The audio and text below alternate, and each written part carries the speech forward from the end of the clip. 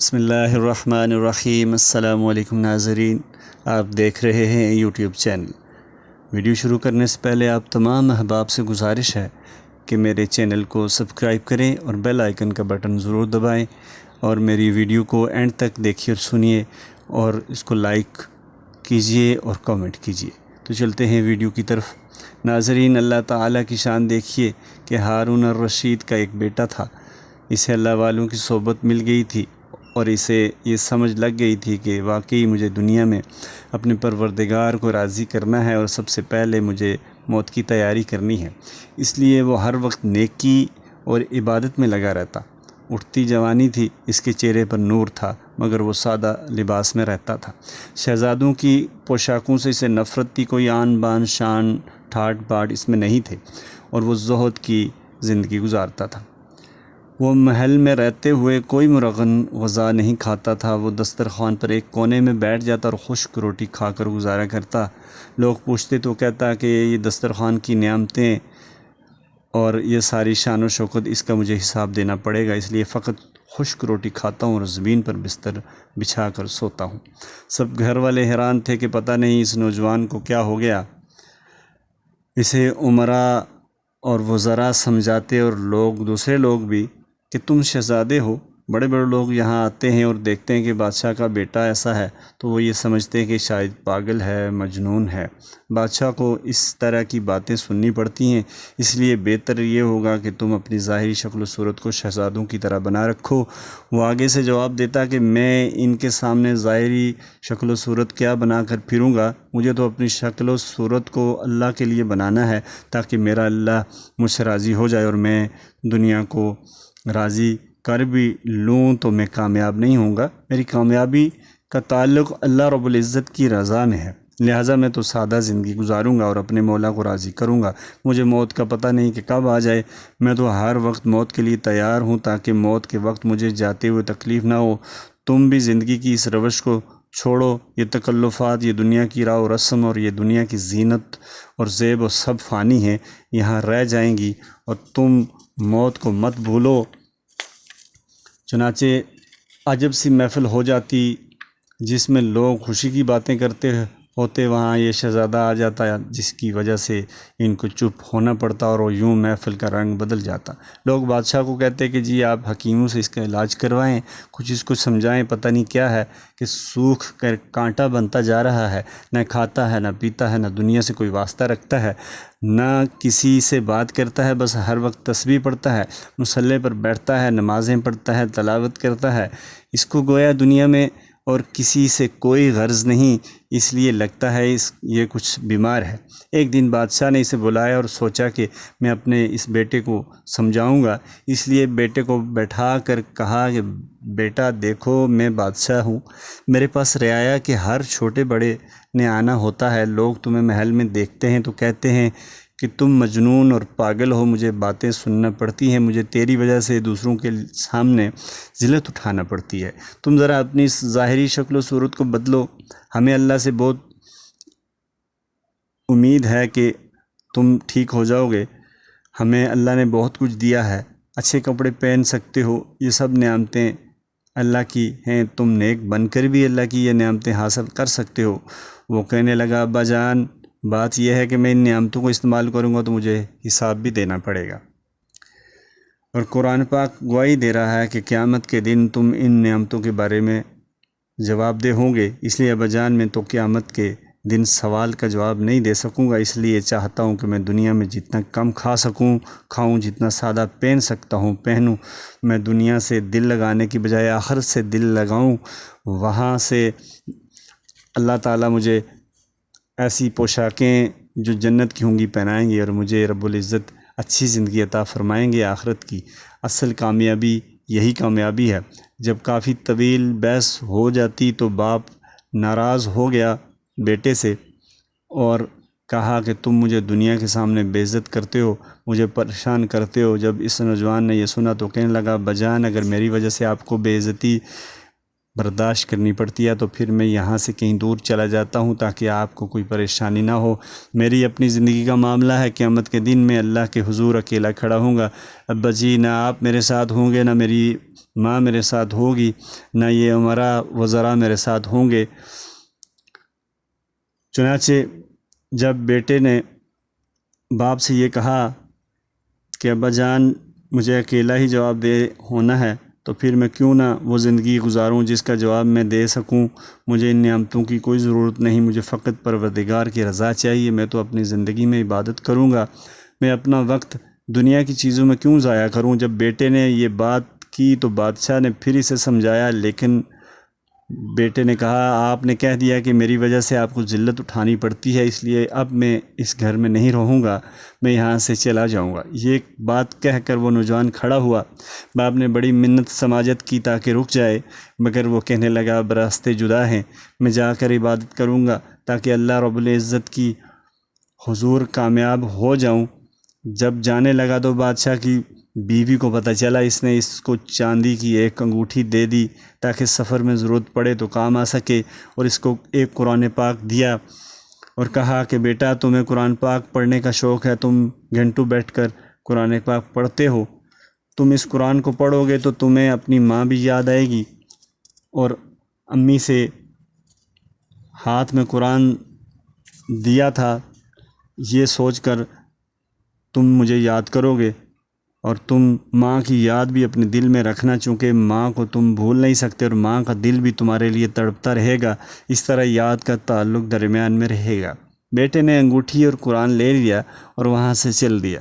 دور کسی بستی میں ایک اللہ والے رہتے تھے، وہ وہاں چلا گیا، وہاں اس نے اپنی زندگی گزارنا شروع کر دی۔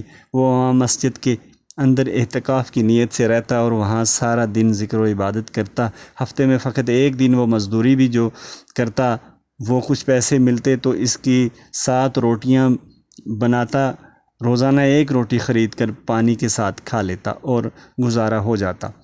ایک آدمی کو مکان بنانا تھا، اس نے مزدوری کی جگہ پر جا کر دیکھا کہ کوئی مزدور مجھے مل جائے، اسے وہاں بیٹھا پایا۔ اس نے کہا میں آپ کو مزدوری کے لیے اپنے گھر لے جاتا ہوں۔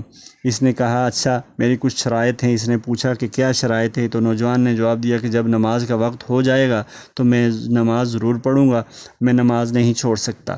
اس نے کہا بہت اچھا۔ شہزادے نے کہا کہ میں کام کروں گا تو آپ مجھے پوری آزادی دیں گے؟ اس نے کہا بہت اچھا۔ خیر وہ اس کو لے کر چلا گیا۔ اس نوجوان کو دیوار بنانا تھی، اس نے شام تک اتنی بڑی دیوار بنا دی کہ مالک نے سوچا کہ 2 آدمی مل کر بھی اتنی دیوار نہیں بنا سکتے۔ اس خدا کے بندے نے نمازیں بھی پڑھیں، کام بھی کیا اور 2 گنا کام کر کے جانے لگا تو اس نے اس کی جتنی رقم طے ہوئی تھی اس سے زیادہ دینی چاہیے، مگر اس نے انکار کر دیا۔ کہنے لگا کہ میں زیادہ رقم لے کر کیا کروں گا؟ اس نے کہا میں خوش ہو کر دے رہا ہوں، تم نے زیادہ کام کیا ہے۔ یہ کہنے لگا کہ یہ تو میں اتنی رقم لوں گا جتنی مجھے ضرورت ہے، مجھے تو اتنے پیسے چاہیے کہ ہر دن ایک روٹی مل جائے۔ چنانچہ اس نے طے شدہ رقم لی اور چلا گیا۔ اس آدمی نے سوچا کہ یہ کتنا نیک نوجوان ہے کہ کہتا ہے کہ مجھے دنیا سے کیا واسطہ، میں تو تھوڑا سا کھا کر گزارا کر لیتا ہوں، باقی وقت اللہ تعالیٰ کی عبادت میں گزارتا ہوں، تو اس نیک کے ہاتھوں سے میرا مکان بننا چاہیے۔ چنانچہ اس نے اگلے دن کوئی مزدور نہ بلایا، وہ پھر بازار گیا اور کہا مجھے مزدوری کے لیے فلاں نوجوان چاہیے۔ لوگوں نے بتایا کہ وہ تو ہفتے میں صرف ایک دن مزدوری کرتا ہے اور باقی 6 دن اللہ تعالیٰ کی عبادت میں مصروف رہتا ہے۔ اس نے کہا بہت اچھا، جب وہ دن آئے گا تو میں اس کو پھر گھر لے جاؤں گا۔ چنانچہ اگلے ہفتے وہ اسی دن پہنچا، پھر وہی نوجوان ملا تو وہ اسے لے کر گھر گیا۔ اب جب وہ کام کرنے لگا نوجوان تو اس نے مالک نے پوچھا، مطلب اس مالک نے جب وہ اس کو لے گیا تھا تو اس نے اس نوجوان سے پوچھا کہ ذرا بتاؤ کہ تم ہفتے میں ایک دن صرف کام کرتے ہو، باقی دن جو ہے وہ اللہ کی عبادت کرتے ہو؟ تو اس نے کہا کہ میں اللہ کے سامنے سرخرو ہونا چاہتا ہوں۔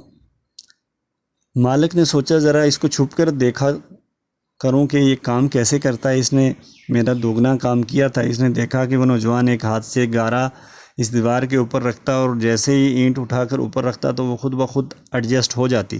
اس کو درست نہ کرنا پڑتی، وقت ضائع نہ ہوتا، بس گارا رکھتا اور اینٹ کو اٹھا کر رکھتا گیا اور اینٹیں نگینے کی طرح جڑتی گئیں، اور کہنے لگا کہ اس بندے کے ساتھ خدائی مدد ہے کہ اللہ تعالیٰ اسے وقت میں اس سے زیادہ کام لے رہا ہے۔ چنانچہ بڑا خوش ہوا کہ کتنا نیک نوجوان ہے جس کو اللہ تعالیٰ نے جوانی میں عبادت کا شوق دیا ہے۔ اگلا ہفتہ آیا تو پھر وہاں گیا تاکہ اس کو لا سکے۔ لوگوں نے بتایا کہ وہ تو بیمار ہے، آج وہ مزدوری کے لیے نہیں آیا۔ پوچھا کہ وہ کہاں رہتا ہے، تو انہوں نے کہا کہ جناب فلاں مسجد کے قریب رہتا ہے، آپ جائیے وہاں جا کر دیکھیے۔ یہ وہاں گیا تو دیکھا کہ نوجوان ضمیر پر لیٹا ہوا تھا، اس کو بخار ہے جس کی وجہ سے اس کی حالت خراب ہو چکی تھی۔ اس نے لڑکے سے کہا، نوجوان تم بڑے بیمار ہو، میرے ساتھ میرے گھر آؤ، میں تمہارے لیے دوائی کا بندوبست کرتا ہوں۔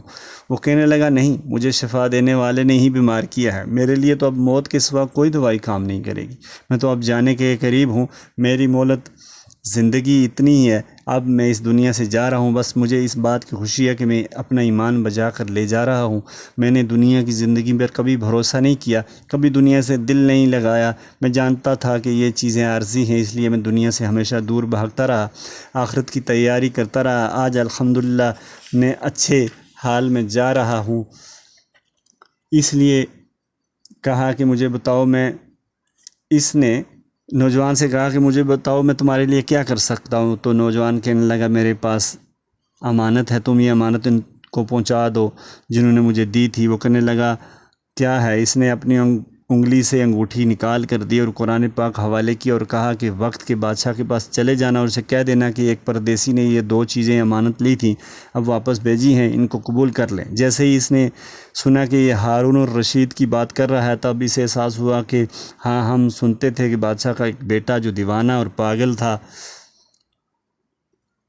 اور کہیں وہ چلا گیا۔ اتنے میں اس نوجوان نے کلمہ پڑھا اور اللہ کو پیارا ہو گیا۔ اب اس کا دل غمزدہ تھا، اس نے اس کو کفنایا، دفنایا اور پھر قرآن اور انگوٹھی لے کر چلا گیا اور ہارون الرشید کو دے آؤں، یہ سوچ کر وہ گھر سے چلا۔ جب شہر میں پہنچا تو دیکھا پولیس آ رہی ہے اور لوگوں کو ہٹا رہی ہے، ہٹو بچوں کی صدائیں آ رہی ہیں، بادشاہ کی سواری آ رہی ہے۔ چنانچہ تھوڑی دور پیچھے بادشاہ اپنے وزراء کے ساتھ آ رہا تھا، جس میں سواری پر بادشاہ سوار تھا۔ جب وہ اس کے پاس پہنچی تو اس نے کہا، بادشاہ سلامت، آپ کو نبی اکرم صلی اللہ علیہ وسلم سے قرابت رشتہ داری کا واسطہ، آپ میری بات سن لیجئے۔ چنانچہ ہارون الرشید نے اپنی سواری کو کھڑا کیا تو اس آدمی نے بادشاہ کو انگوٹھی اور قرآن دکھایا اور کہا کہ ایک پردیسی نے آپ کی طرف بھیجا ہے۔ بادشاہ کی آنکھوں میں آنسو آ گئے اور کہا، اے مخاطب، تو میرے گھر آ، باقی باتیں وہیں ہوں گی۔ تو بادشاہ اس کو لے کر اپنے محل میں آیا اور پوچھا کہ ہاں اے مخاطب، آپ بتا، تو مجھے یقیناً کوئی غم کی خبر سنانے لگا ہے، لیکن تو بتا تو صحیح کہ میرے جگر گوشے کا کیا حال ہے، تو نے اسے کس حال میں دیکھا ہے؟ وہ کہنے لگا کہ وہ نوجوان تھا، چہرے پر نور تھا اور ہفتے میں 1 دن مزدوری کرتا تھا، میں نے بھی 2 بار اس سے مزدوری کروائی، اور پورے دن میں 1 روٹی کھاتا تھا، باقی سارا دن عبادت کرتا تھا، سو کر کانٹا بن گیا تھا، اس طرح اس نے زندگی گزاری ہے۔ میں نے اسے آخری لمحات میں دیکھا، اسے کلمے پر موت آئی، اس نے کہا تھا کہ یہ امانتیں میرے ماں باپ کو پہنچا دے۔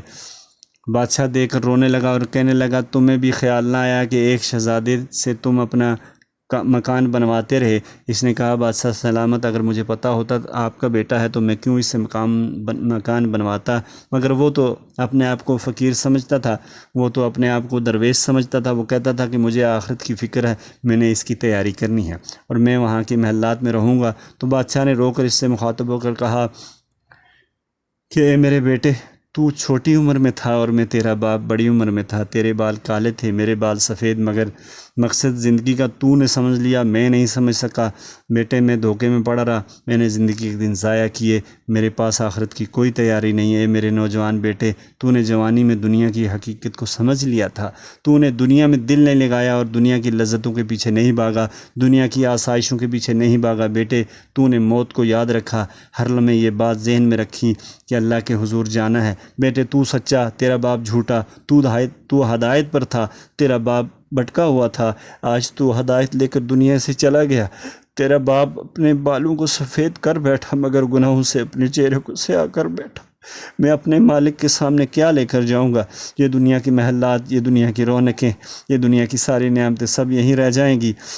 بیٹے تیرے باپ کا کیا حال ہوگا جب زنجیروں میں باندھ کر اسے پیش کیا جائے گا اور کہیں گے کہ اے دنیا کے حکمرانوں، اب تمہاری زنجیریں تب کھلیں گی جب تم ثابت کرو گے کہ تو نے نعمتوں کی قدر کی تھی اور ہمارے حکموں کے مطابق زندگی گزاری تھی۔ بیٹے اس دن میں غریب ہوں گا اور تیری حیثیت بادشاہ والی ہوگی۔ آج دنیا مجھے بادشاہ کہتی ہے مگر آخرت میں فقیر ہوں گا۔ وہ باتیں بھی کرتا رہا اور روتا بھی رہا۔ پھر اس نے کہا کہ میں واقعتاً اپنی زندگی کو بدل کر رب العزت کی رضا حاصل کروں گا۔ ناظرین، اللہ تعالی ہم سب کو اپنے اور اپنے پیارے نبی صلی اللہ علیہ وآلہ وسلم کے احکامات کے مطابق زندگی گزارنے کی توفیق عنایت فرمائے اور آخرت کی اور قبر کی تیاری کرنے کی توفیق عنایت فرمائے۔ یہ تھی آج کی ویڈیو۔ اگلی ویڈیو تک کے لیے اجازت دیجیے۔ اللہ تعالی ہم سب کا حامی و ناصر ہو، اور جانے سے پہلے آپ سب سے پھر التماس ہے کہ میرے چینل کو لائک کریں، سبسکرائب کریں، میرے ویڈیو کو لائک اور کمنٹ کیجیے، اور اگلی ویڈیو تک کے لیے اجازت دیجیے۔ اللہ آپ سب کا حامی و ناصر ہو۔ اللہ نگہبان۔